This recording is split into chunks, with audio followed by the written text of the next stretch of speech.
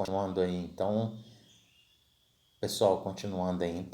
a gente está falando aí, pessoal, dos tipos de goteira gessada, né? E a gente vai começar a falar das goteiras gessadas do membro superior e depois a gente vai falar das goteiras gessadas do membro inferior. Então, nós temos aí projetado aí na tela a goteira gessada chamada de antebráquio palmar. Ante de antebraço, pessoal. Antebráquio, né? Antebraço. Palmar, porque vai até a palma da mão. Então, a antebráquio, que é do antebraço, palmar, ela vai pegar todo o seu antebraço, mais a região palmar. Esse tipo de mobilização, pessoal, ela é utilizada para a imobilização do terço distal, né? Na parte distal do antebraço e do punho, indicado nas contusões e torções de punho. Vai acontecer muito, pessoal, esse tipo de procedimento. Então, já acostumem aí com essa nomenclatura, já gravem na cabeça de vocês que vocês vão fazer muito esse tipo de procedimento. Então, que tipo de procedimento? Vou fazer uma goteira gessada do tipo antebráquio palmar com o objetivo de estabilizar uma contusão ou uma torção do punho ou uma fratura, que pode ser a fratura mais conhecida de punho que a gente tem, que é a chamada fratura de Colles. Na verdade, é uma fratura distal de rádio com escalonamento aí do punho, né, dos ossos do punho. Então, nós temos a fratura de Colles, e a fratura de Colles geralmente a gente usa esse tipo de procedimento, pessoal. Então, a gente vai ter esse tipo de imobilização que vocês estão vendo aí na tela, a antebráquio palmar. Segundo tipo de membro superior de goteira gessada é a axilopalmar. Axilo, pessoal, vem de axila, então é da região próxima à axila, né? E vai até a nossa região palmar, que é a região da palma das nossas mãos. Então esse tipo de mobilização é muito comum também. E quando que a gente vai usar esse tipo de mobilização, pessoal? Quando a gente quiser estabilizar todo o cotovelo, então fratura de cotovelo, luxação de cotovelo, microfraturas de cotovelo, processo infeccioso de cotovelo também, ou, por exemplo, alguma epicondilite, que é a inflamação do epicôndilo, então, algum processo aí relacionado à lesão por esforço repetitivo. Então, a gente vai usar esse tipo de mobilização chamada axilopalmar. E ela vai se destinar quando, pessoal? Não só cotovelo, mas a antebraço e punho também, em fraturas, né, do cotovelo e do húmero distal. Então, a maioria das fraturas, pessoal, mesmo que seja lá no seu antebraço, geralmente o médico, o ortopedista, ele prefere esse tipo de mobilização, a axilopalmar, do que a outra, né, que a gente viu, que é a antebráquio palmar. Por quê? Porque a gente tem uma maior garantia de estabilidade, já que se você continuar movimentando os músculos, né, da região do cotovelo, você pode ter um desalinhamento ósseo. Então, geralmente, até nas fraturas de antebraço, o médico prefere optar pelo tipo de imobilização axilopalmar, tá certo? Então, a antebráquio palmar vai ser utilizada mais para o caso de torção, quando a fratura é bem distal, bem lá próximo do punho, utiliza-se aquele outro que a gente viu aqui atrás. Mas geralmente para fraturas de antebraço, cotovelo e a parte distal do húmero, a gente usa a axilopalmar. Onde que é a região distal do húmero, pessoal? Vou mostrar aqui no meu braço. Nós temos aqui o nosso osso chamado húmero, né? Então nós temos a parte proximal e a parte distal. Essa parte distal, quando a gente tem uma fratura, geralmente a gente vai utilizar esse tipo de mobilização que a gente está falando agora, tá certo? Então, pessoal, é um tipo de imobilização que vocês vão realizar muito também. Um terceiro tipo aí de imobilização de membro superior, nós temos a pinça do confeiteiro.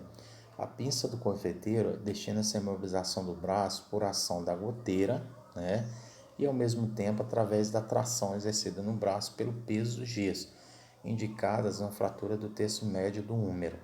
Então, pessoal, o que é terço médio do húmero? É a nossa diáfise, né? Nós temos as epífises, proximal e distal, e o meio do osso é chamado de diáfise. Então, essa fratura do terço médio, né? Quando você fratura esse tipo aqui, geralmente é utilizada a pinça de confeiteiro. Porque a pinça de confeiteiro, além de estabilizar, vai fazer uma força de tração. Porque geralmente fratura diafisária, pessoal, é uma fratura que você tem que colocar algum tipo de tração para alinhar esse osso novamente.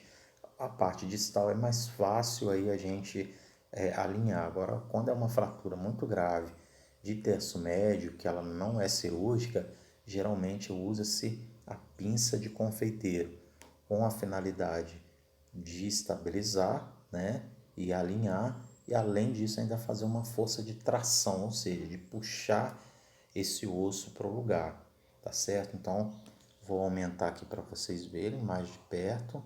Esse tipo aqui é o chamado pinça de confeiteiro, tá certo? Então, nós falamos aí mais um tipo. E agora a gente vai para as estabilizações, pessoal, de membro inferior. Do membro inferior, nós temos as goteiras gessadas do tipo suropodálica. Por que é suro? Suro é do tríceps sural, região sural, que é a região quase próxima ao tornozelo. Podálica vem de pé, né? Então, esse tipo de mobilização suropodálica vocês vão realizar muito também. E quando que vocês vão utilizar, pessoal? Vai destinar essa imobilização do pé, então fratura de pé, a gente usa a suropodálica, do tornozelo e do terço distal da perna, ou seja, da região mais distal, da região mais próxima do pé, da sua perna. Lembrando, pessoal, que a gente, perna não é o membro inferior inteiro, né? Perna é só a região do joelho para baixo. Então, nós temos a perna e nós temos o joelho para cima, é chamada aí região da nossa coxa, tá certo? Então, ela é aplicada em fraturas dos ossos do pé e do tornozelo, nas distensões e contusões do tornozelo. Então, pessoal, muitas vezes lesão ligamentar, quando acontece uma entorse, né? A pessoa fez uma entorse de tornozelo, que é muito comum, né? Principalmente em idosos, mas tem sido cada vez mais frequentes em crianças também, crianças que fazem aí bicicleta, usam bicicleta, skate, é muito comum fazer esse tipo de torção do tornozelo, né, entorse, e aí a gente vai resolver essa entorse geralmente com esse tipo de goteira gessada chamada suropodálica. Pessoal, então o médico ortopedista vai solicitar para vocês: solicite imobilização suropodálica direita ou esquerda. Então vocês precisam gravar, né, e saber que é esse tipo de imobilização gessada, né, que vocês vão realizar quando for pedido a suropodálica, tá certo, pessoal? Então, sempre lembrar que a gente vai realizar quando? Uma entorse de tornozelo, numa fratura de pé, né? E aí a gente tem fratura da parte distal, ou seja, do terço distal da perna também. E aí nós temos um outro tipo de membro inferior, que é a chamada ingnopodálica. Destina-se à imobilização provisória do membro inferior, indicada nas fraturas dos ossos da perna e da patela. Pessoal, a ingnopodálica, ingno, região inguinal.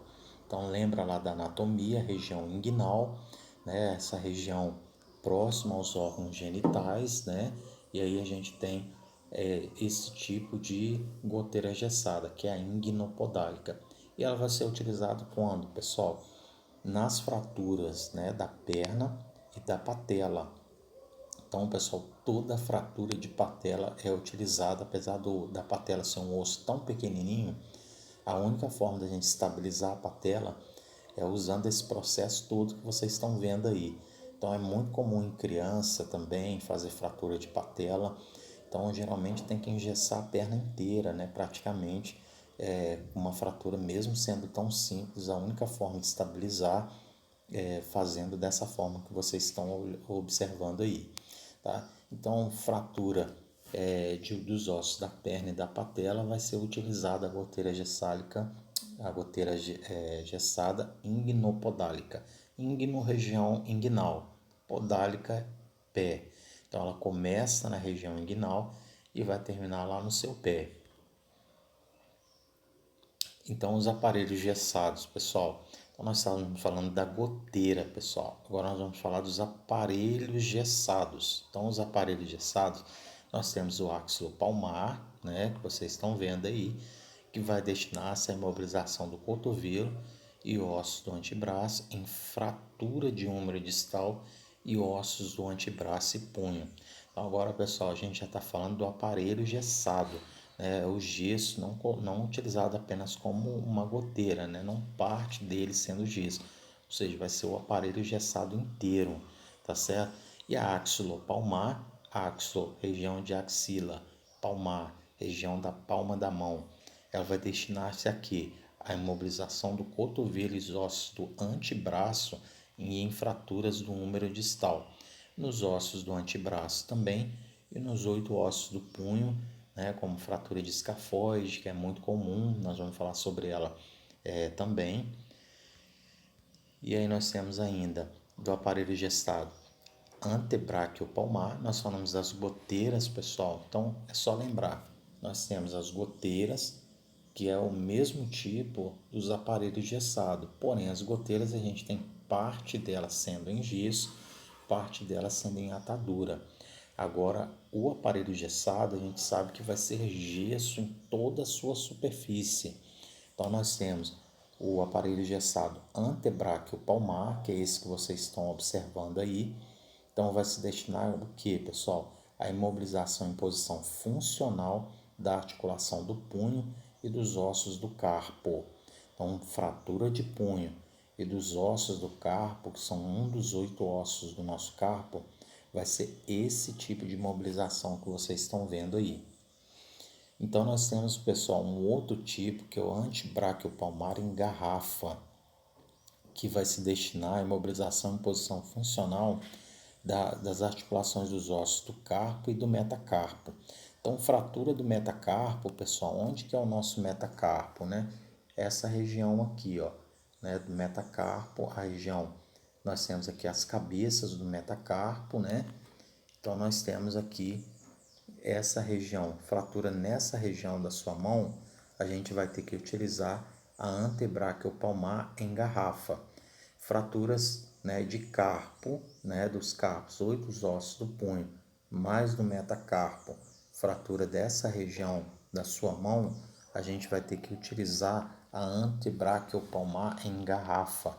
E ele vai destinar a colocar a mão na posição funcional, né, e com o objetivo de estabilizar, né, as articulações do carpo e do metacarpo.